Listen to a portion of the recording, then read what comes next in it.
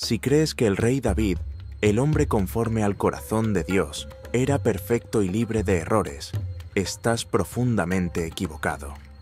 David, el pastor que ascendió hasta convertirse en rey, el que derrotó a los gigantes y unió a Israel, también cayó en graves pecados, que dejaría marcas duraderas en su vida y su legado. David, el hombre elegido por Dios, cayó víctima de tentaciones que lo llevaron al adulterio y, peor aún, al asesinato.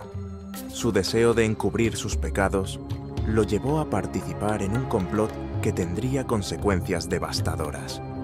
A pesar de su arrepentimiento y del perdón de Dios, la profecía que lo siguió permaneció implacable. La espada nunca se apartará de tu casa. Las tragedias que se desarrollaron no solo devastaron el corazón de David como padre, sino que también destrozaron su familia y su hogar para siempre. Prepárate para descubrir la oscura y trágica historia de la casa de David. Antes de sumergirnos en ella, te pido que le des me gusta a este video, te suscribas al canal y exploremos juntos esta poderosa narrativa. La historia del pecado de David con Betsabé comienza durante una época de aparente paz en Israel. Sin embargo, rápidamente se convierte en uno de los relatos más trágicos y significativos de las Escrituras. En el libro de 2 Samuel, capítulo 11, David, el gran rey de Israel, toma la inusual decisión de permanecer en Jerusalén mientras su ejército, liderado por Joab, está en guerra con los amonitas. Esta decisión es significativa porque marca una desconexión de su papel de líder, una ruptura con su rol de protector de Israel. En lugar de liderar a su ejército en el campo de batalla, David permanece inactivo en su palacio. En ese momento de ocio, comienza a desarrollarse su tragedia personal. Una tarde, mientras paseaba por el tejado de su palacio, David tiene una vista clara de la ciudad que se extendía a sus pies. Desde ese punto de observación, ve a Betsabé, una mujer de extraordinaria belleza, bañándose. Su deseo es inmediato y, sin dudarlo, envía a sus sirvientes a preguntar por ella. Le informan que es Betsabé, la esposa de Urías, uno de los hombres valientes de su ejército. A pesar de saberlo, David manda a buscarla y la lleva al palacio. La Biblia relata este momento con sencillez y precisión. David envió mensajeros y la tomó. Ella se acercó a él y él se acostó con ella. 2 Samuel 11:4. Este acto de adulterio marca el inicio de una serie de decisiones trágicas que cambiarán para siempre el curso de la vida de David. Poco después, Betsabé le envía un mensaje a David diciéndole que está embarazada. En lugar de confesar su pecado, David intenta desesperadamente encubrirlo. Su primer plan es llamar a Urías para que regrese del campo de batalla, fingiendo que quiere un informe sobre la guerra. Sin embargo, su verdadera intención es que Urías regrese a casa y se acueste con su esposa, encubriendo así el embarazo. Pero Urías, un hombre íntegro y leal, se niega a volver a casa. No puede disfrutar de las comodidades del hogar mientras sus compañeros soldados todavía están en el campo de batalla. Duerme a la entrada del palacio, frustrando el plan de David. Al ver que su plan inicial ha fracasado, David toma medidas aún más drásticas. Escribe una carta a Joab, ordenando que Urías sea colocado al frente de la batalla, donde la lucha es más encarnizada. David ordena que todos los soldados se retiren, dejando a Urías expuesto y vulnerable a una muerte segura. En un giro cruel, David confía esta carta fatal al propio Urías, sin saberlo, cargando con su propia sentencia de muerte. El plan de David se lleva a cabo y Urías muere en batalla. Después del período de duelo, David toma a Betsabé como su esposa y ella da a luz un hijo. Por un breve momento, parece que David ha logrado ocultar sus pecados. Sin embargo, lo que David olvida es que Dios lo ve todo. Dios envía al profeta Natán para enfrentarse a David. Natán le cuenta al rey una parábola. Un hombre rico que en lugar de matar a una de sus ovejas, roba el único cordero de un hombre pobre para preparar una comida para un invitado.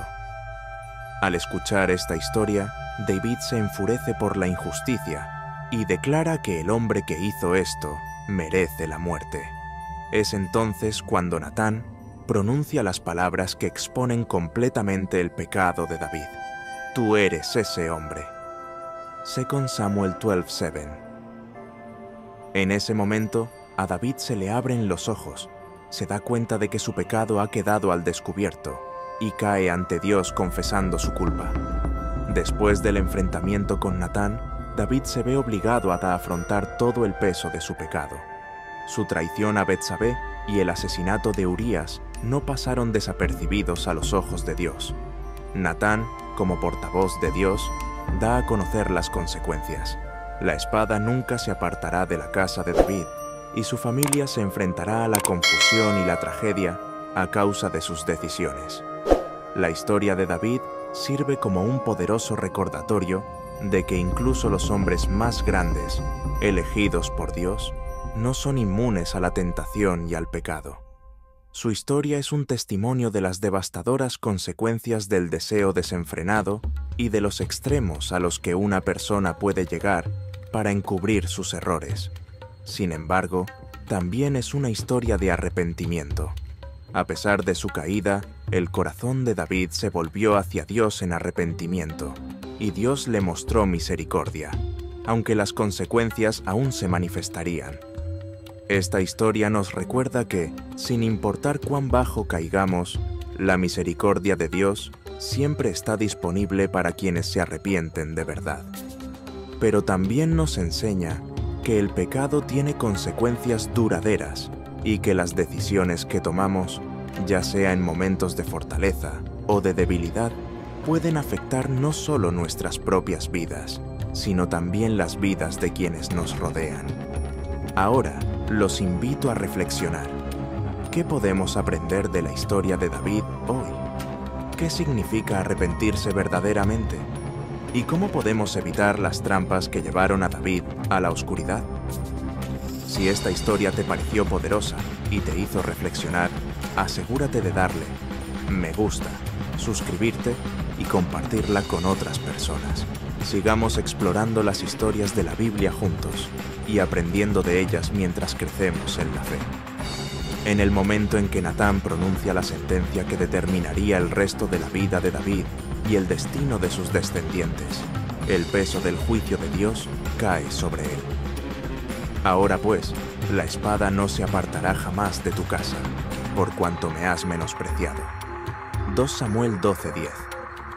Estas palabras no son solo un veredicto personal para David, sino que revelan una consecuencia devastadora que se extendería por toda su familia. El mal que caería sobre la casa de David se desarrollaría a través de una serie de tragedias internas, cada una más dolorosa que la anterior, comenzando con la muerte del hijo que engendró con Betsabé. Este castigo inmediato fue una clara demostración del juicio de Dios sobre un rey que, en su desesperado intento por encubrir su pecado, había recurrido al asesinato. Después de que Natán le dio la dura noticia de que el niño moriría, David se volvió a Dios en profunda desesperación.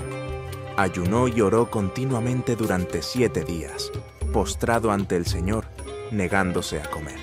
Esperaba, con todo su corazón, que Dios, en su misericordia, revocara el decreto y perdonara la vida del niño.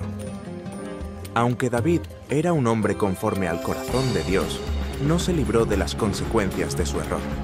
A pesar de su sincero arrepentimiento y sus fervientes oraciones, el niño no sobrevivió. Cuando David recibió la noticia de la muerte del niño, sus sirvientes temieron decírselo, pues temían su reacción. Habían presenciado su profunda angustia, mientras el niño aún estaba vivo, y temían que la noticia de su muerte lo hiciera perder el control. Pero cuando David percibió sus murmuraciones, preguntó directamente, ¿está muerto el niño? Al oír la confirmación, David hizo algo inesperado. Se levantó del suelo, se lavó la cara, se cambió de ropa y adoró al Señor. Sus sirvientes quedaron desconcertados por su respuesta. Le preguntaron por qué había ayunado y hecho duelo mientras el niño aún vivía, pero luego se levantó y comió después de la muerte del niño. La respuesta de David reveló su profundo entendimiento de la soberanía de Dios. Mientras el niño aún vivía, yo ayunaba y lloraba, porque decía, ¿quién sabe? Quizá el Señor tenga compasión de mí y el niño viva. Pero ahora que ha muerto, ¿por qué he de ayunar? ¿Podré yo hacerlo volver? Yo iré a él, pero él no volverá a mí. 2 Samuel 12:22-23. La muerte del hijo de Betsabé marcó el comienzo de una serie de acontecimientos trágicos en la casa de David. La espada, prometida por Dios, comenzó a mostrar su dolorosa presencia. Las palabras de Natán no eran vacías, eran proféticas. La sentencia divina que cayó sobre la familia de David se desarrollaría a través de guerras, conflictos familiares, asesinatos y rebeliones, lo que demostraría que el pecado de David tuvo consecuencias de largo alcance. Estas tragedias afectarían no solo a David personalmente, sino que se extenderían a todo su linaje.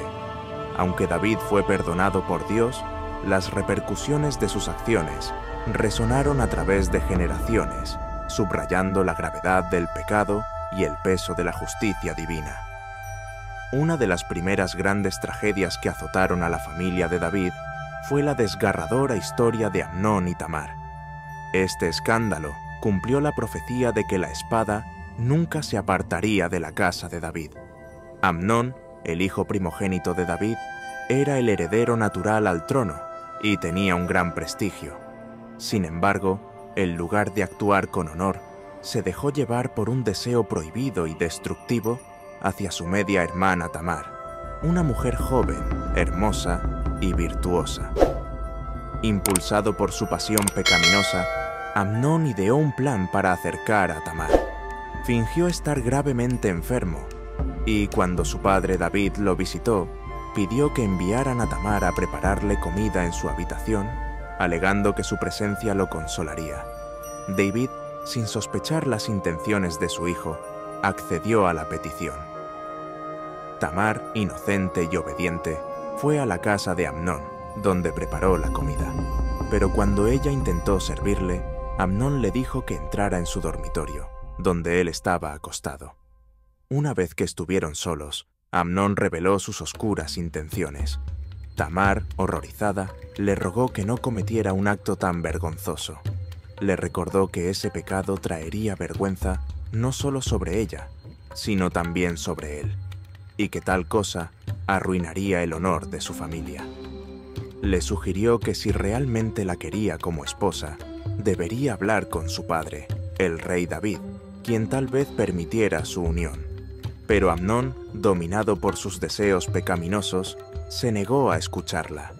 La Biblia describe la situación con absoluta claridad. Pero él no la escuchó, sino que, como era más fuerte que ella, la forzó y se acostó con ella. Segunda Samuel 13:14. Este trágico acontecimiento preparó el escenario para un mayor desmoronamiento de la familia de David, demostrando que las consecuencias de su pecado, pronunciadas por el profeta Natán, eran irreversibles. Samuel 13:14. Este brutal acto de violación no solo destrozó el honor de Tamar, sino que también desencadenó una cadena de acontecimientos que traerían aún más tragedia a la casa de David. Después de cometer el acto, el deseo de Amnón por Tamar rápidamente se convirtió en repulsión.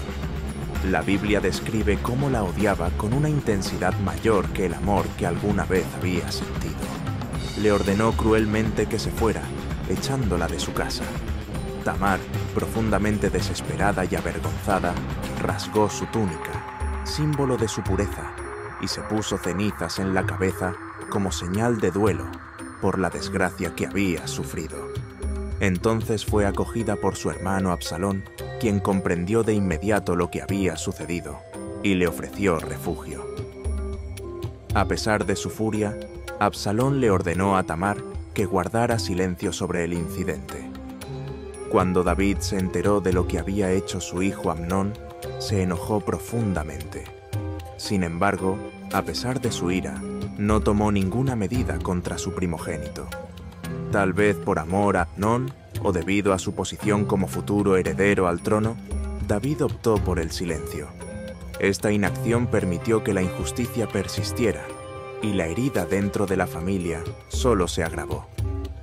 La impunidad de Amnón sembró las semillas de un profundo resentimiento en Absalón, quien, aunque aparentemente tranquilo, comenzó a planear su venganza, un plan que eventualmente conduciría a un derramamiento de sangre aún mayor en la casa de David. Este trágico acontecimiento revela no solo la fragilidad de las relaciones familiares en la casa de David, sino también las consecuencias de largo alcance del silencio ante la injusticia.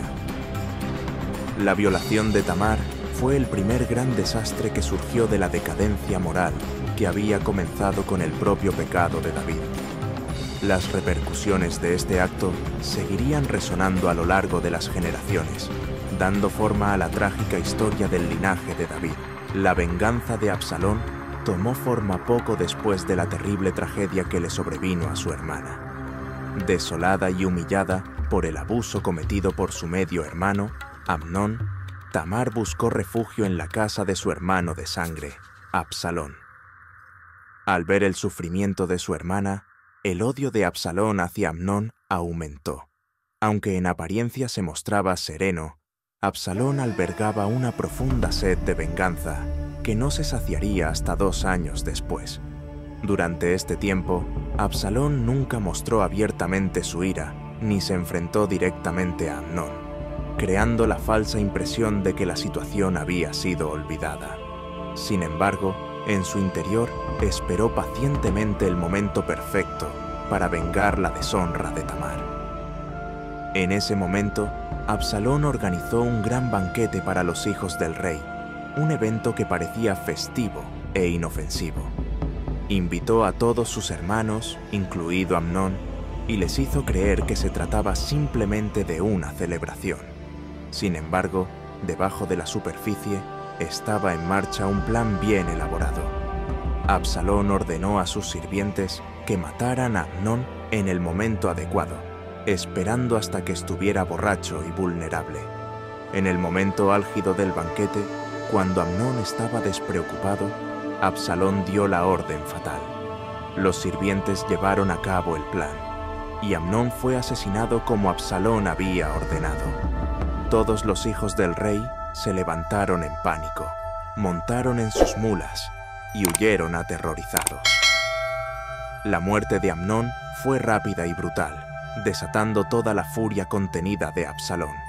El asesinato no solo conmocionó a la casa de David, sino que también causó gran pánico entre los otros hijos, que temían por sus propias vidas. La noticia llegó a David y, al principio, creyó que todos sus hijos habían sido asesinados por Absalón. Esto lo sumió en una profunda angustia. Sin embargo, pronto quedó claro que solo Amnón había sido asesinado. Lo que más temía David era que este acto pudiera ser solo el comienzo de una serie de eventos que llevarían a la división y destrucción dentro de su familia. Después de llevar a cabo su venganza, Absalón supo que no podía permanecer en Jerusalén. Sus acciones lo habían puesto en desacuerdo con su padre y con todo el reino. Por eso, huyó al exilio y buscó refugio en la casa de su abuelo materno, Talmai, rey de Gesur. Absalón permaneció allí durante 3 años, y durante ese tiempo, el resentimiento y el dolor en la casa de David solo se profundizaron. Aunque David estaba triste por la muerte de Amnón, también extrañaba a Absalón. Sin embargo, la distancia entre ellos aumentó y el abismo emocional entre padre e hijo se amplió. El exilio de Absalón simbolizó la ruptura total en la familia de David. Su venganza, aunque desencadenada por la inacción de David ante el crimen de Amnón, desencadenó una serie de acontecimientos trágicos. La rebelión de Absalón no tardaría en seguir, marcando uno de los períodos más turbulentos y destructivos en la historia del reinado de David. Después de 3 años de exilio, Absalón permaneció alejado de su padre. A pesar de su anhelo, David parecía incapaz de tomar medidas decisivas para reconciliarse con su hijo. Fue en ese momento cuando intervino Joab, el general de David, buscando una manera de traer de vuelta a Absalón. La angustia del rey David, la tensión creciente y el trágico desenlace. Joab, el comandante del ejército de David, sabía que había que hacer algo para restablecer la paz y calmar la creciente tensión en Israel. Absalón, el hijo de David, había estado viviendo en el exilio después de un conflicto violento que había creado una brecha entre él y su padre. Joab, en su sabiduría, ideó un plan para persuadir a David de que permitiera el regreso de Absalón a Jerusalén. Para lograrlo, Joab solicitó la ayuda de una mujer sabia de Tecoa. Ella recibió la tarea de contarle una historia a David, que en última instancia ayudaría al rey a darse cuenta de que debía permitir que su hijo regresara a casa. Por las palabras de esta mujer, David comprendió que era posible reconciliarse con su hijo. Permitió que Absalón regresara a Jerusalén, pero fue cauto. No le dio la bienvenida de inmediato a su hijo, sino que ordenó que Absalón permaneciera apartado de la corte real. Durante 2 largos años, Absalón vivió en Jerusalén sin que se le permitiera ver jamás el rostro del rey. Esta separación solo alimentó la amargura, la ira y el resentimiento de Absalón.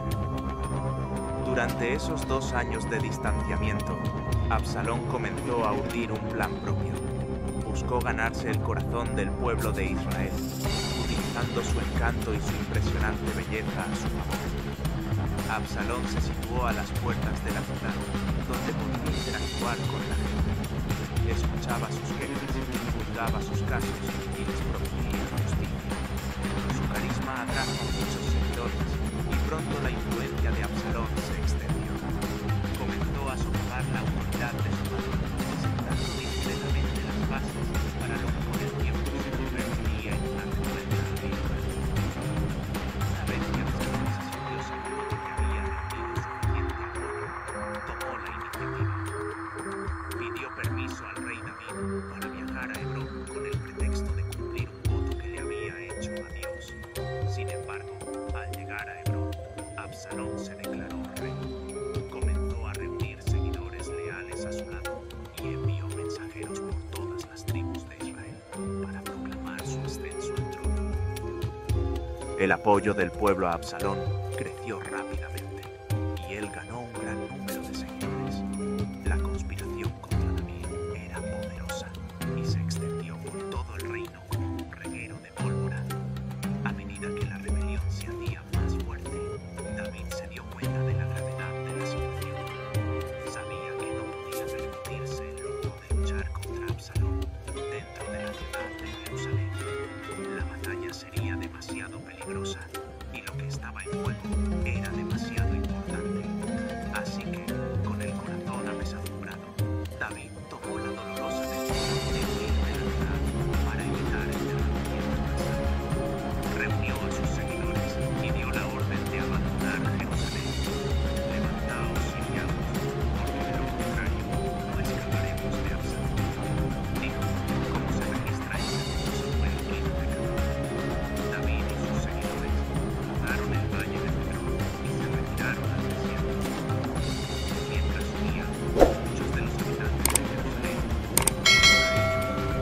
Este momento reveló las profundas divisiones dentro del reino, ya que algunos estaban del lado de David, mientras que otros estaban del lado de Absalón. Ahora, en control de Jerusalén, Absalón se dispuso a consolidar su poder, pero el enfrentamiento entre padre e hijo era inevitable.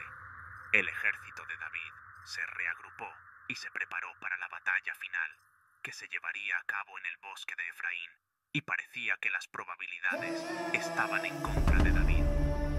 Aunque Absalón comandaba un ejército más grande, las tropas de David estaban endurecidas en la batalla y tenían más experiencia. Los 2 ejércitos se enfrentaron en un combate feroz, y a pesar de la cantidad de hombres, las fuerzas de David obtuvieron la ventaja. Mientras Absalón huía en su mula, su largo cabello suelto se enredó en las ramas de un árbol. Allí quedó colgando, indefenso, atrapado entre el cielo y la tierra, incapaz de liberarse. Cuando Joab, el comandante del ejército de David, se enteró de la difícil situación en la que se encontraba Absalón, supo lo que debía hacer. A pesar de la orden del rey David de perdonarle la vida a Absalón, Joab tomó el asunto en sus propias manos. En un acto despiadado, atravesó a Absalón con 3 jabalinas, acabando con la vida del hijo del rey. Esto marcó el fin de la rebelión, pero tuvo un costo desgarrador. Aunque la rebelión había terminado y la muerte de Absalón aseguró el trono de David, el corazón del rey estaba destrozado. David era un rey poderoso, un líder respetado, pero, sobre todo, seguía siendo un padre. La pérdida de su hijo, incluso después de toda la traición y el conflicto, le produjo a David un inmenso dolor. Cuando la noticia de la muerte de Absalón llegó a sus oídos, David se sintió abrumado por el dolor. Su lamento por Absalón no era el de un rey que había perdido a un rival, ni el de un líder que había derrotado una amenaza a su trono.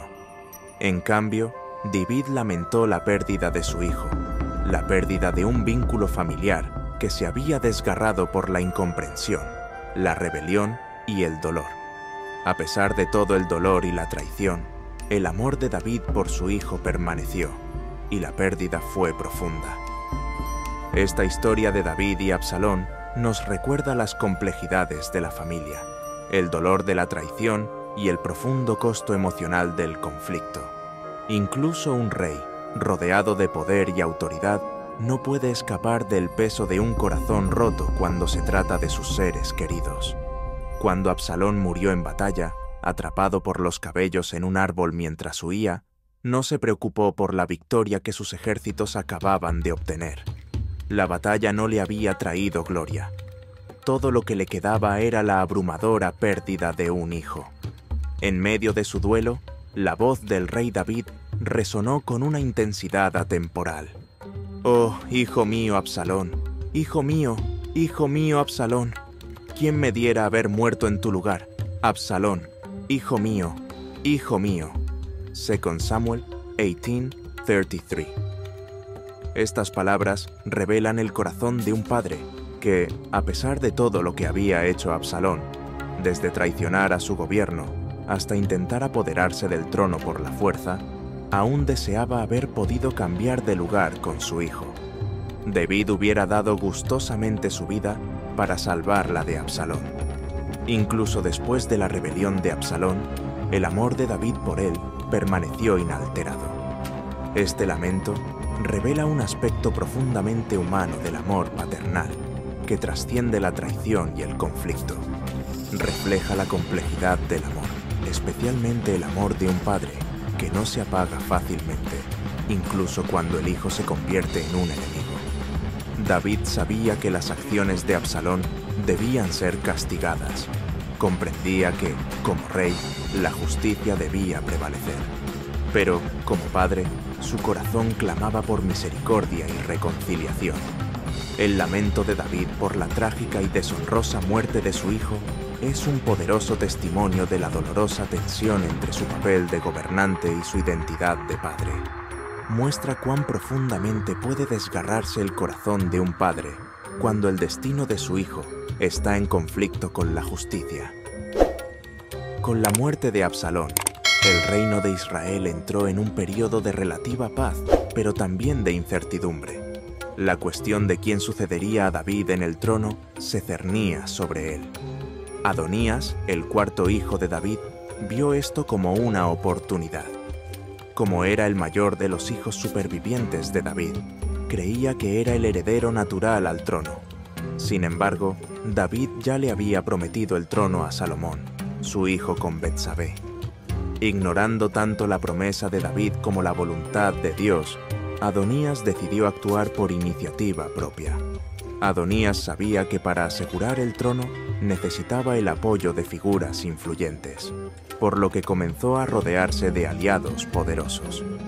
Joab, el comandante de los ejércitos de David, y Abiatar, el sacerdote, se encontraban entre las figuras clave que le prestaron su apoyo. Joab, aunque leal a David en muchas batallas, era una figura complicada.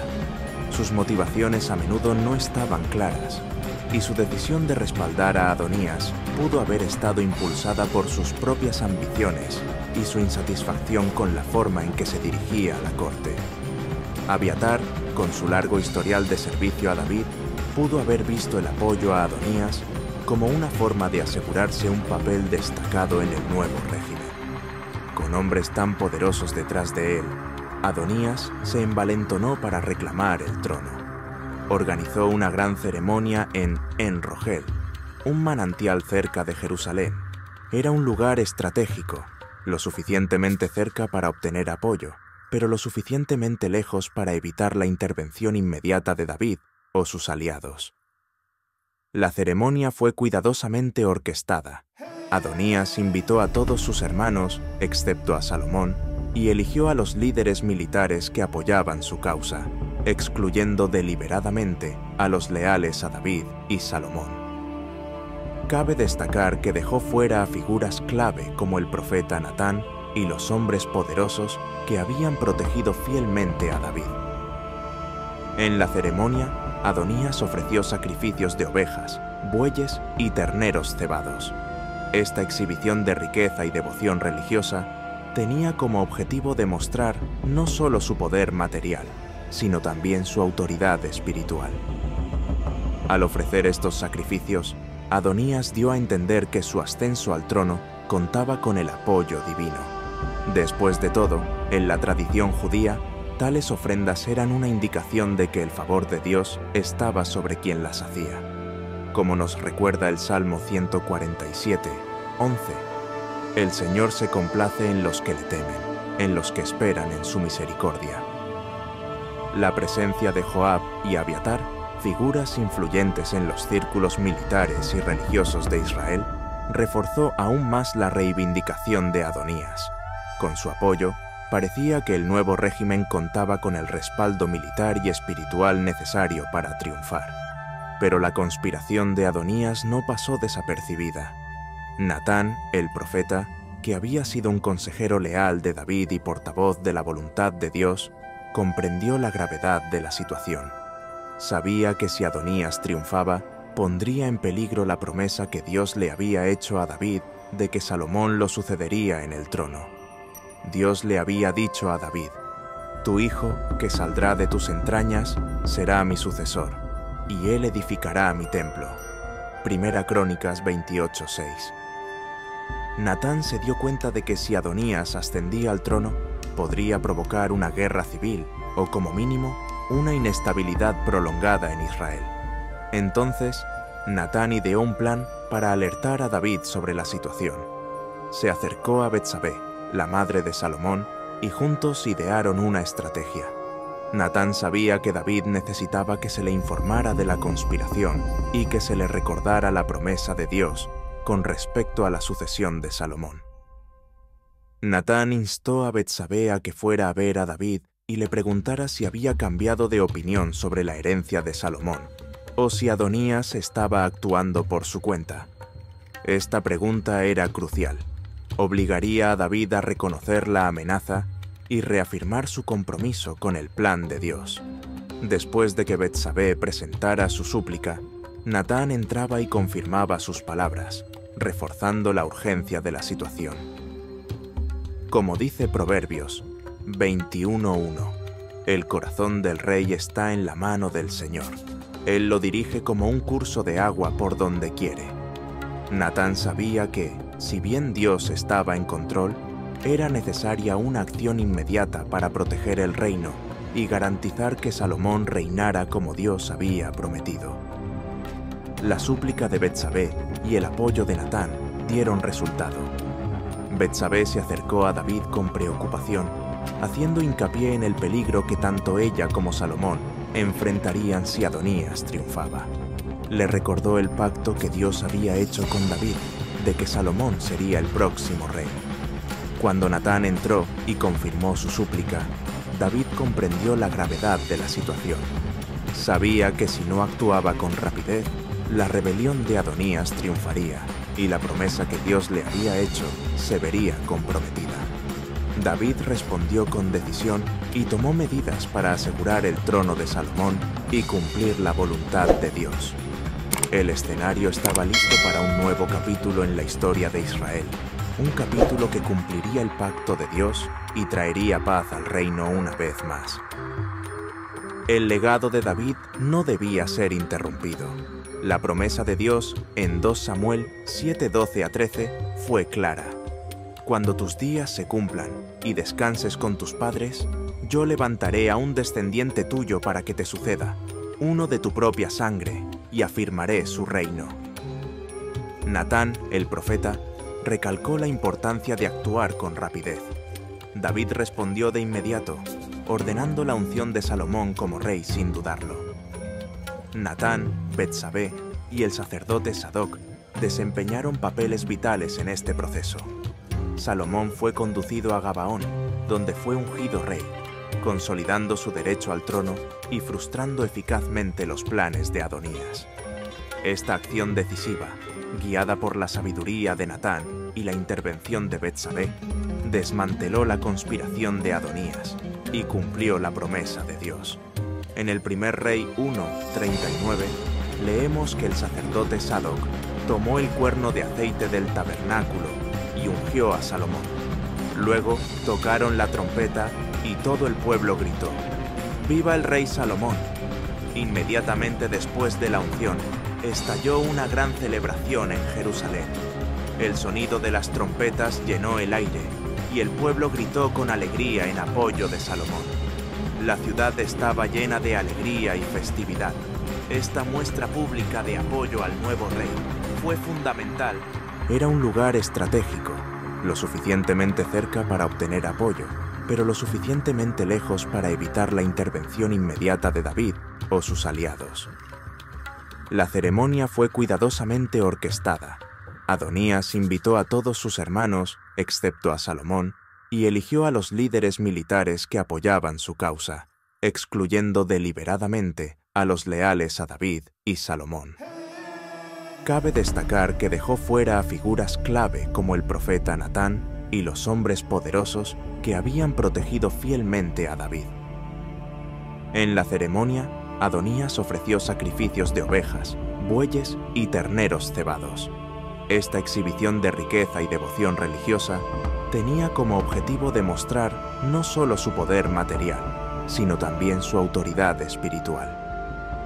Al ofrecer estos sacrificios, Adonías dio a entender que su ascenso al trono contaba con el apoyo divino. Después de todo, en la tradición judía, tales ofrendas eran una indicación de que el favor de Dios estaba sobre quien las hacía. Como nos recuerda el Salmo 147:11, el Señor se complace en los que le temen, en los que esperan en su misericordia. La presencia de Joab y Abiatar, figuras influyentes en los círculos militares y religiosos de Israel, reforzó aún más la reivindicación de Adonías. Con su apoyo, parecía que el nuevo régimen contaba con el respaldo militar y espiritual necesario para triunfar. Pero la conspiración de Adonías no pasó desapercibida. Natán, el profeta, que había sido un consejero leal de David y portavoz de la voluntad de Dios, comprendió la gravedad de la situación. Sabía que si Adonías triunfaba, pondría en peligro la promesa que Dios le había hecho a David de que Salomón lo sucedería en el trono. Dios le había dicho a David: «Tu hijo, que saldrá de tus entrañas, será mi sucesor, y él edificará mi templo». Primera Crónicas 28:6. Natán se dio cuenta de que si Adonías ascendía al trono, podría provocar una guerra civil o, como mínimo, una inestabilidad prolongada en Israel. Entonces, Natán ideó un plan para alertar a David sobre la situación. Se acercó a Betsabé, la madre de Salomón, y juntos idearon una estrategia. Natán sabía que David necesitaba que se le informara de la conspiración y que se le recordara la promesa de Dios con respecto a la sucesión de Salomón. Natán instó a Betsabé a que fuera a ver a David y le preguntara si había cambiado de opinión sobre la herencia de Salomón, o si Adonías estaba actuando por su cuenta. Esta pregunta era crucial. Obligaría a David a reconocer la amenaza y reafirmar su compromiso con el plan de Dios. Después de que Betsabé presentara su súplica, Natán entraba y confirmaba sus palabras, reforzando la urgencia de la situación. Como dice Proverbios 21:1, el corazón del rey está en la mano del Señor. Él lo dirige como un curso de agua por donde quiere. Natán sabía que, si bien Dios estaba en control, era necesaria una acción inmediata para proteger el reino y garantizar que Salomón reinara como Dios había prometido. La súplica de Betsabé y el apoyo de Natán dieron resultado. Betsabé se acercó a David con preocupación, haciendo hincapié en el peligro que tanto ella como Salomón enfrentarían si Adonías triunfaba. Le recordó el pacto que Dios había hecho con David, de que Salomón sería el próximo rey. Cuando Natán entró y confirmó su súplica, David comprendió la gravedad de la situación. Sabía que si no actuaba con rapidez, la rebelión de Adonías triunfaría y la promesa que Dios le había hecho se vería comprometida. David respondió con decisión y tomó medidas para asegurar el trono de Salomón y cumplir la voluntad de Dios. El escenario estaba listo para un nuevo capítulo en la historia de Israel, un capítulo que cumpliría el pacto de Dios y traería paz al reino una vez más. El legado de David no debía ser interrumpido. La promesa de Dios en 2 Samuel 7:12-13 fue clara. Cuando tus días se cumplan y descanses con tus padres, yo levantaré a un descendiente tuyo para que te suceda, uno de tu propia sangre, y afirmaré su reino. Natán, el profeta, recalcó la importancia de actuar con rapidez. David respondió de inmediato, ordenando la unción de Salomón como rey sin dudarlo. Natán, Betsabé y el sacerdote Sadoc desempeñaron papeles vitales en este proceso. Salomón fue conducido a Gabaón, donde fue ungido rey, consolidando su derecho al trono y frustrando eficazmente los planes de Adonías. Esta acción decisiva, guiada por la sabiduría de Natán y la intervención de Betsabé, desmanteló la conspiración de Adonías y cumplió la promesa de Dios. En el primer Rey 1:39 leemos que el sacerdote Sadoc tomó el cuerno de aceite del tabernáculo y ungió a Salomón. Luego tocaron la trompeta y todo el pueblo gritó: ¡Viva el rey Salomón! Inmediatamente después de la unción, estalló una gran celebración en Jerusalén. El sonido de las trompetas llenó el aire y el pueblo gritó con alegría en apoyo de Salomón. La ciudad estaba llena de alegría y festividad. Esta muestra pública de apoyo al nuevo rey fue fundamental. Era un lugar estratégico, lo suficientemente cerca para obtener apoyo, pero lo suficientemente lejos para evitar la intervención inmediata de David o sus aliados. La ceremonia fue cuidadosamente orquestada. Adonías invitó a todos sus hermanos, excepto a Salomón, y eligió a los líderes militares que apoyaban su causa, excluyendo deliberadamente a los leales a David y Salomón. Cabe destacar que dejó fuera a figuras clave como el profeta Natán y los hombres poderosos que habían protegido fielmente a David. En la ceremonia, Adonías ofreció sacrificios de ovejas, bueyes y terneros cebados.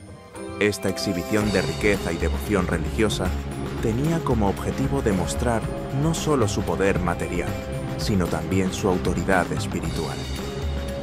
Al ofrecer estos sacrificios, Adonías dio a entender que su ascenso al trono contaba con el apoyo divino. Después de todo, en la tradición judía, tales ofrendas eran una indicación de que el favor de Dios estaba sobre quien las hacía.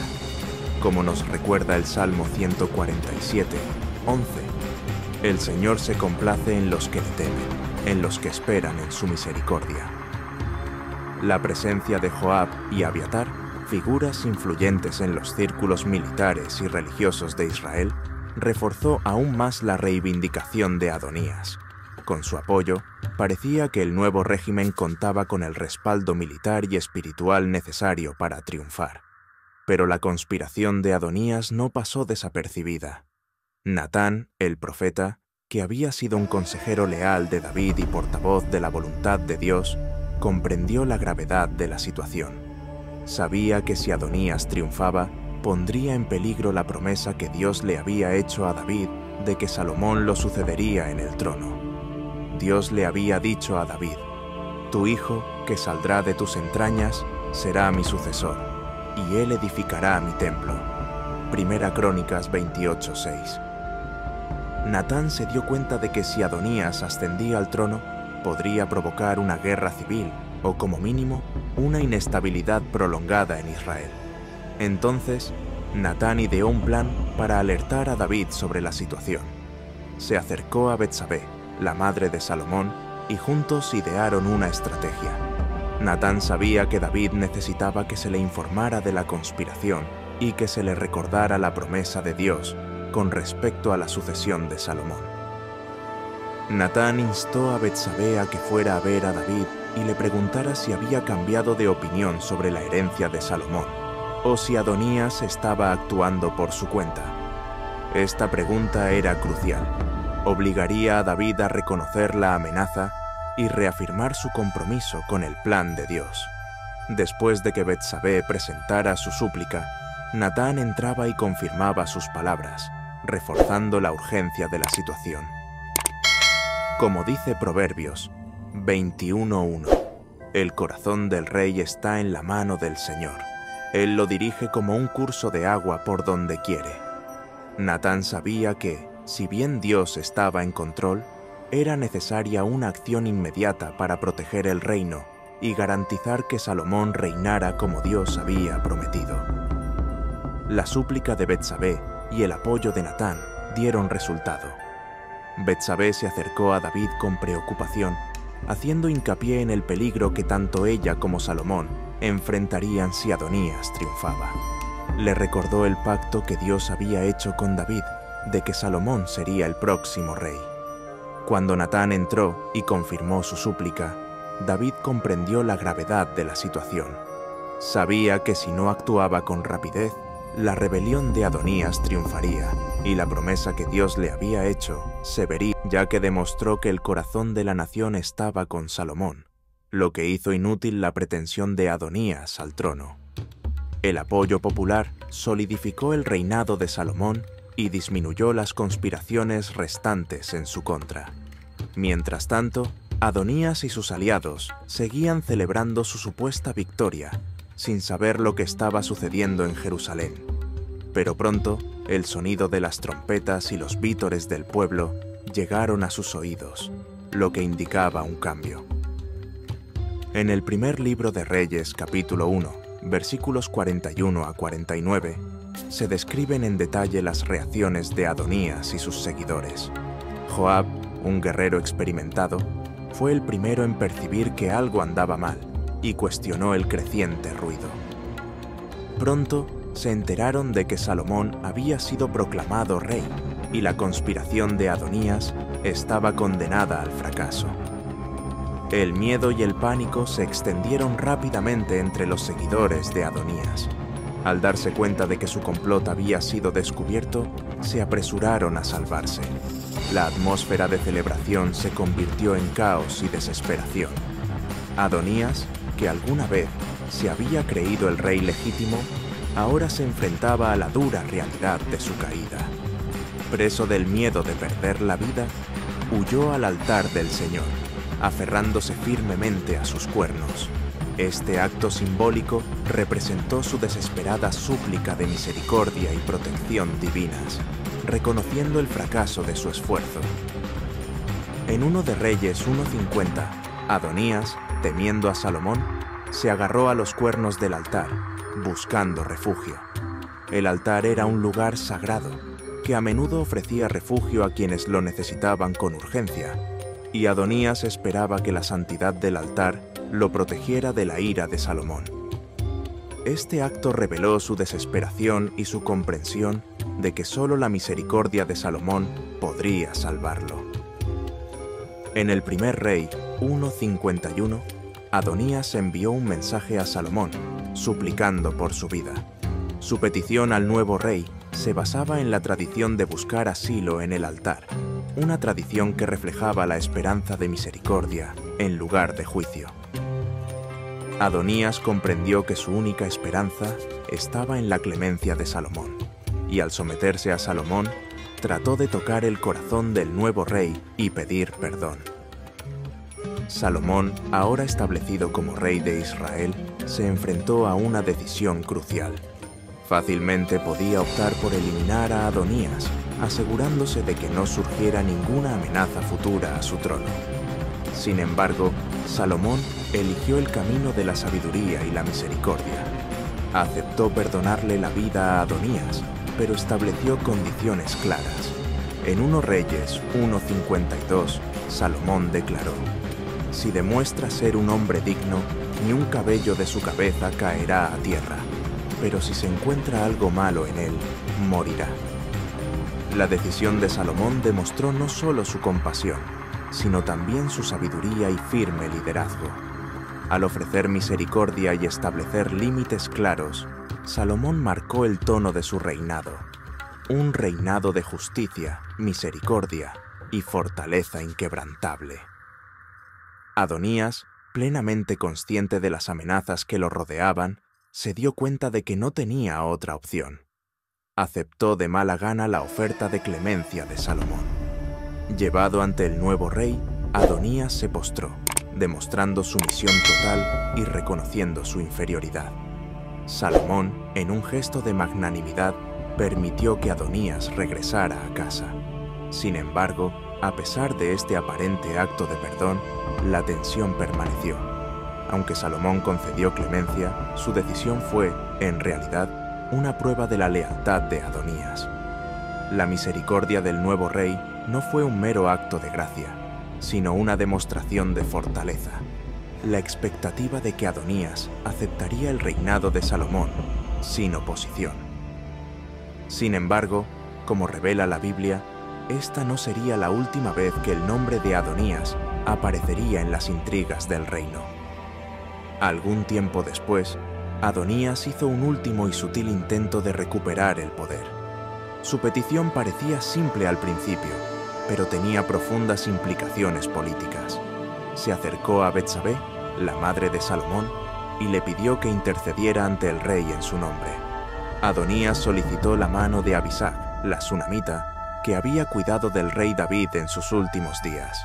Aunque el texto bíblico no sugiere ninguna relación íntima entre David y Abisag, en la cultura de la época, la concubina del rey ocupaba una posición de estatus significativo. Al pedir casarse con Abisag, Adonías sabía que sería visto como un intento de alinearse con el trono. En el antiguo Israel, la posesión de la concubina de un rey podía interpretarse como una reivindicación de poder. Con esta sutil maniobra, Adonías buscaba posicionarse en una posición de influencia, desafiando indirectamente la autoridad de Salomón. Betsabé, tal vez sin entender del todo las ramificaciones políticas, llevó la petición a Salomón. Sin embargo, Salomón, famoso por su sabiduría, un don de Dios, como se afirma en 1 Reyes 3:12, vio las intenciones ocultas de Adonías. Reconoció de inmediato que esta petición era un intento velado de legitimar una renovada reivindicación del trono. En respuesta, las palabras de Salomón fueron severas. «¿Por qué pides a Abisag, la sunamita, para Adonías? Pues bien podrías pedir para él el reino». 1 Reyes 2:22-24. Salomón comprendió que permitir esa unión abriría la puerta a nuevas conspiraciones. Al darse cuenta del peligro que todavía representaba Adonías, Salomón supo que tenía que actuar con decisión para proteger su reinado y la estabilidad del reino. Salomón, consciente de que las ambiciones de Adonías podían desestabilizar el reino, decidió eliminar a su medio hermano de una vez por todas. Permitir que Adonías viviera con sus ambiciones ocultas pondría en riesgo no solo el reinado de Salomón, sino también la paz del reino. Así, Salomón ordenó la ejecución de Adonías, acabando con cualquier posibilidad de futuras amenazas o conspiraciones. Esta decisión no se tomó a la ligera. Era una acción necesaria para asegurar la continuidad del gobierno de Salomón, como Dios le había prometido a David. Benayá, el comandante de la Guardia Real y un hombre de la máxima confianza de Salomón, fue el encargado de llevar a cabo la ejecución. Benayá cumplió la orden con lealtad y sin vacilaciones, asegurando que el trono de Salomón permaneciera protegido de futuros desafíos. Aunque este acto fue duro, fue esencial para preservar el orden en el reino. Demostró que Salomón no toleraría la traición. Además, Benayá fue asignado para lidiar con otras figuras que representaban amenazas a la estabilidad del reinado de Salomón, como Joab, quien había apoyado el intento de Adonías de usurpar el trono. Joab, al darse cuenta de la gravedad de sus acciones, buscó refugio en el altar del tabernáculo, creyendo que su santidad lo protegería. Sin embargo, Salomón, decidido a eliminar todas las amenazas, ordenó a Benayá que ejecutara también a Joab. Así, la vida de Joab, que en otro tiempo había sido leal a David, pero que finalmente se había convertido en un peligro para la línea de reyes de Israel, ordenada por Dios, tuvo un final trágico. La historia de la casa de David es una historia de grandeza y tragedia, inextricablemente unidas. Su conclusión ofrece una profunda reflexión sobre las complejidades de la lealtad, el poder y el destino divino. Vigilante ante cualquier amenaza potencial, Adonías, al darse cuenta de que no tenía otra opción, aceptó la oferta de clemencia de Salomón. Fue llevado ante el nuevo rey, y ante Salomón se postró en señal de total sumisión, reconociendo su inferioridad. En un acto de magnanimidad, Salomón permitió que Adonías regresara a su hogar, pero la tensión persistió. Aunque se le había concedido el perdón, la decisión de Salomón fue en última instancia una prueba de la lealtad de Adonías. La clemencia del nuevo rey fue a la vez una demostración de fuerza y una expectativa de que su medio hermano aceptaría el gobierno de Salomón sin más desafíos. Sin embargo, según se desarrolla la narración bíblica, esta no sería la última vez que el nombre de Adonías surgiría en las intrigas del reino. Algún tiempo después, Adonías hizo un último intento por recuperar el poder. Presentó una petición que, a primera vista, podría haber parecido simple, pero que tenía profundas implicaciones políticas. Se dirigió a Betsabé, la madre de Salomón, y le pidió que intercediera en su favor ante el rey y le concediera la mano de Abisag, la sunamita. Abisag había servido como cuidadora del rey David en sus últimos días. Aunque el texto bíblico no sugiere ninguna relación íntima entre ella y David, en la cultura de la época, las concubinas del rey tenían un estatus significativo que no podía ignorarse. Al pedirle matrimonio a Abisag, Adonías comprendió que esto sería visto como un intento de alinearse con el trono. En el antiguo Israel, la posesión de las concubinas de un rey a menudo se interpretaba como una reivindicación de poder. Mediante esta sutil maniobra, Adonías buscaba recuperar influencia y autoridad, desafiando indirectamente el gobierno de Salomón. Betsabé, tal vez sin entender del todo las ramificaciones de la petición de Adonías, llevó la petición a Salomón.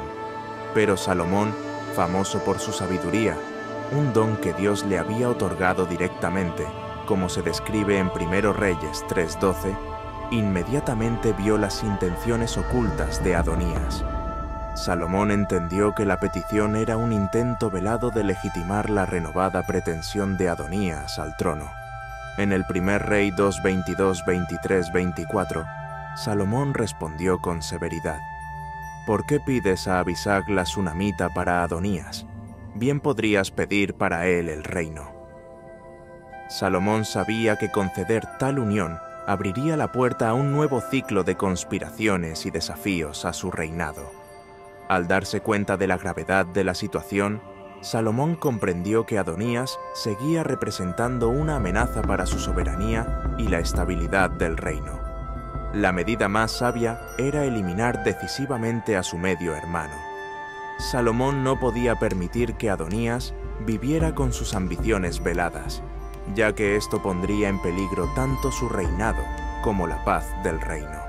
En una medida firme y autoritaria, Salomón ordenó la ejecución de Adonías, eliminando así la posibilidad de futuras conspiraciones. Esta decisión no se tomó a la ligera. Era una medida necesaria para asegurar la continuidad del gobierno de Salomón, de acuerdo con la promesa que Dios le había hecho a David. Benaías, el comandante de la Guardia Real y uno de los hombres de mayor confianza de Salomón, fue el encargado de llevar a cabo la orden. Con una lealtad inquebrantable y sin vacilar, Benaías ejecutó a Adonías, asegurando así la protección del trono de Salomón ante cualquier amenaza futura. Aunque fue un acto duro, fue esencial para mantener el orden en el reino. Demostró que Salomón no toleraría la traición y que protegería su reinado a toda costa. Además, a Benaía también se le encomendó hacer frente a otras amenazas a la estabilidad del gobierno de Salomón, como Joab, que había apoyado a Adonías en su intento de usurpar el trono. Consciente de su traición, Joab buscó refugio en el altar del tabernáculo, con la esperanza de que la santidad del lugar le ofreciera protección. Sin embargo, Salomón estaba decidido a eliminar todas las amenazas a su gobierno. Ordenó a Benaía que ejecutara también a Joab. Así terminó la vida de Joab, un hombre que había sido leal al rey David, pero que, con el tiempo, se había convertido en un peligro para la continuidad del linaje que Dios había ordenado que gobernaría a Israel. La historia de la casa de David es una historia de grandeza y tragedia, inextricablemente entrelazadas. Su conclusión ofrece una profunda reflexión sobre los costos del poder, la lealtad y los sacrificios necesarios para preservar un reino elegido por Dios.